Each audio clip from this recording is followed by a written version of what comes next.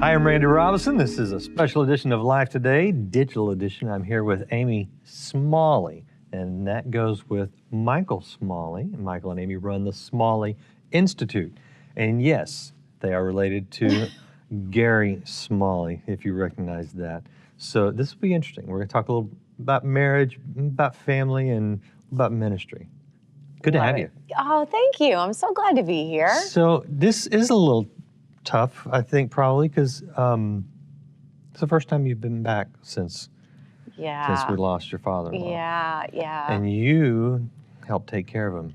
I did. Yeah, Michael and I, when he got ill, it was really a lot for his mom to like physically pick him up and help him up. And when he got stuck in a closet for like the second time, I was like, oh no, that is not going to be the way that he goes. Yeah. So the other two children had adopted small children.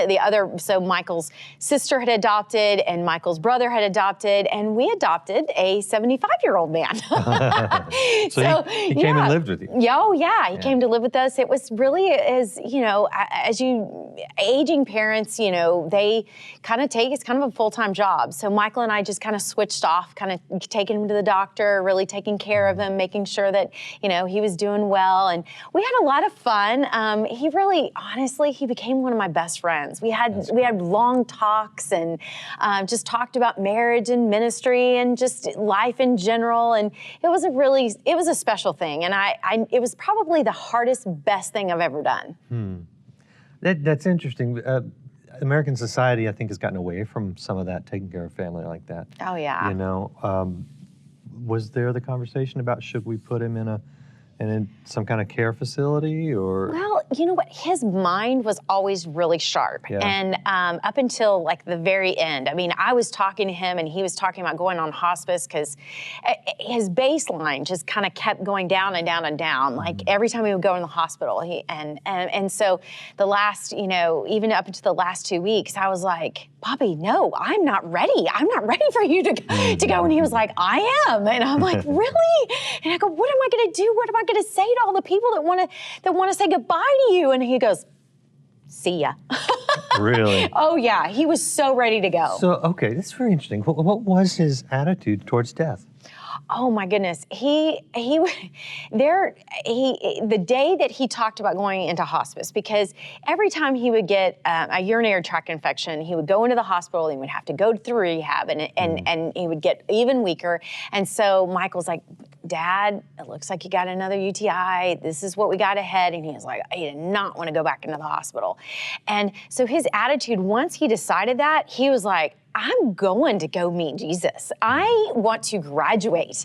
And we have this story that we share that's amazing. It's so sweet and so precious of, me, the umpteenth millionth time I'm going to the hospital with him. And, I stayed overnight with him. I was kind of, because Michael's a bigger guy, so staying in those little chairs and the recliners was really hard for him. So we would kind of switch off that way. But, for the umpteenth millionth time, a nurse said, okay, so give me the history. He looked at it, he looked at me and then he looked over at me and I was like, okay, look, let me tell you what it is. Okay, so all these different things. You knew his whole medical history. Oh, by then, all his hospital stays, everything. And then, and then he goes, and then the nurse goes, is this your daughter? Mm-hmm. And he looked at me, he looked at her, and then he looked at me and he goes, yes, she is. You have now graduated. You are now my daughter. From daughter-in-law to full-blown. Yes, full-blown. And so it was just a really sweet thing for when he did graduate to heaven. And that whole process, it was such a tender, sweet, and yet funny and humorous. I mean, it was all wrapped up into one, all Smalley-ish, and Michael actually tells the story of his death, and it's an amazing, funny, but yet so miraculous story, and you got to have him on because I'm telling you, it will make you laugh. It'll make you cry. It's great. I'm not as good of a storyteller as he is. Can you give us just an idea? Oh my gosh. Well, okay. I see, I'm the straight man, okay, in our relationship, okay? So I'm not the funny one, but let me tell you the serious thing. So this was really neat. So a guy named Michael Borner had come, and he was basically reading over Gary over all these marriages that he had saved. And so basically blessing him into, you know, reading over him. And he was just, you know, he kind of stopped talking. You know, you stop eating, then you kind of stop talking. But he was there. Like he would have like a conscious moment for like, you could tell for like maybe a second or two, and then it would kind of drift away. So it was just a really sweet, precious moment. And then he kind of stopped breathing. And then we were like, oh my gosh, it's happening, it's happening, it's happening. And so we're like, everybody get in. So all the family gathered around his bed, and we all just, you know, we're praying over him. And, you know, and I'm, you know, Michael says, you know, Amy is like this Jewish woman wailing at the wailing wall, because I'm just, you know, and, you know, and so I'm the, you know, I have my reaction, Carrie has her reaction, Michael's sister, and then Michael's mom. And it's just, you know, it's just all the combination of all of those. It's just one of those things that, you know, and then he, you know, after he does pass, then he takes another, you know, your cerebral cortex, you know, your heart has stopped, but your brain is still kind of functioning. It's still firing. So there's one more, and then we're like, oh, what just happened? You know, and it's just crazy. It was a crazy, but yet so tender and sweet. And the hospice nurse, we thought, oh my gosh, we have scared this lady to death.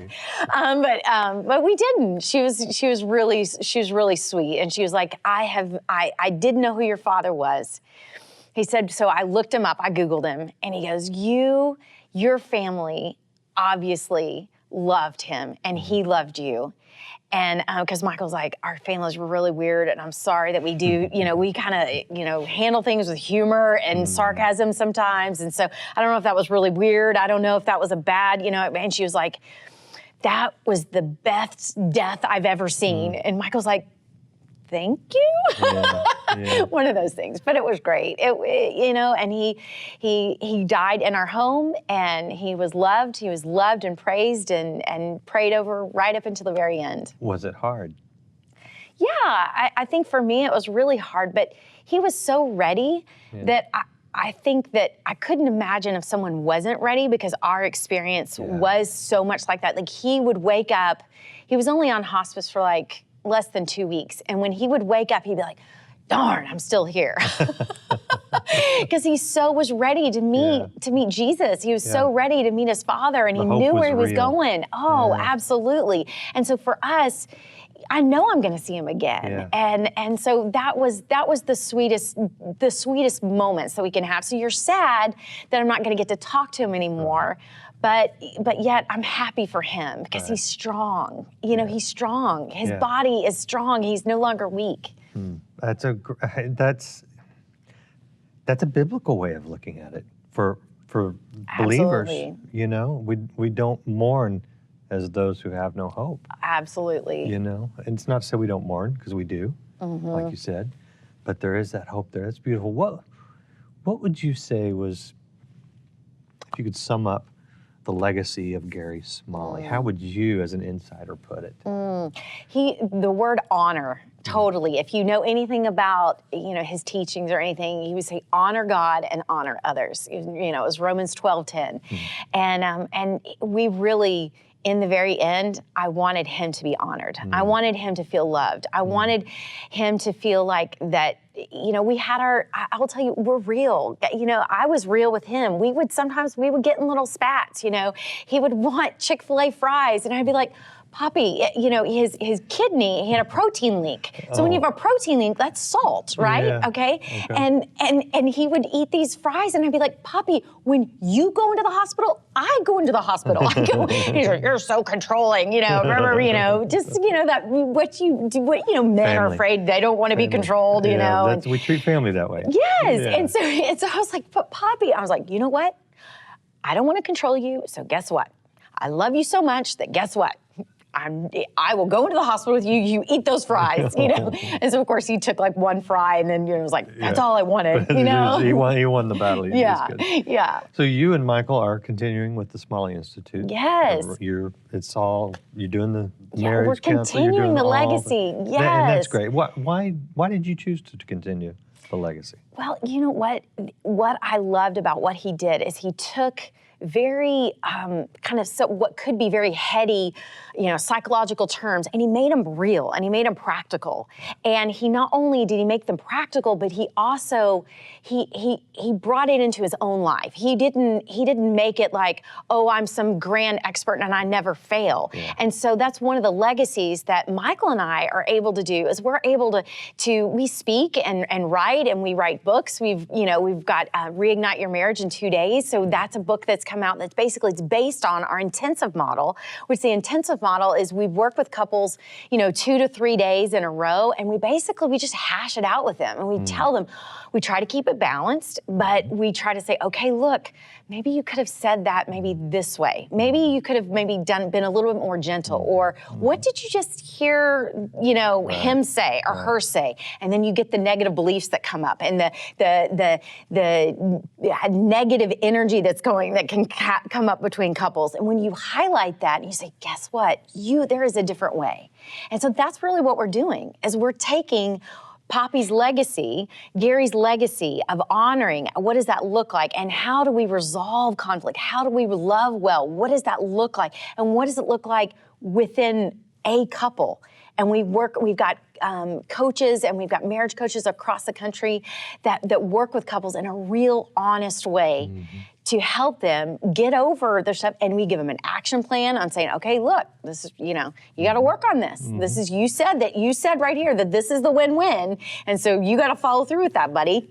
Did your husband marry someone with a psychology background on purpose, just so y'all could do this? Because that worked out. No, you know what is so funny is we got married when Michael was a senior at Baylor, and I'm actually a little bit older than him. I'm 11 months older than him, and so I had graduated, and he was at Wheaton College, and he was loving it, and I was like, I think I would like to do that. I think I would love to do that. And he was like, really? And I was like, yeah, but no, I don't really want. And he pushed me into doing it. And so, yeah, it just kind of happened that we both wound up. It was the plan. That was the plan. It was. That's great. I got to get you to the Life Today television show, so we got to wrap this up. Right. But tell us the website for SmalleyInstitute.com. SmalleyInstitute.com. Check it out. Especially if you got some issues in your marriage you want to work through. Been doing it a long time. It's in the family, still going. And if you want to see more of Amy, you can catch her with Steve Scott, our other guest, on Life Today. That's available at lifetoday.org. Thank you for watching and sharing this interview. Be sure to check out the social media for Life Today Television, and you can connect with me on Facebook and Twitter. And if you haven't already subscribed or followed this channel, do it now so you can see more of our great guests.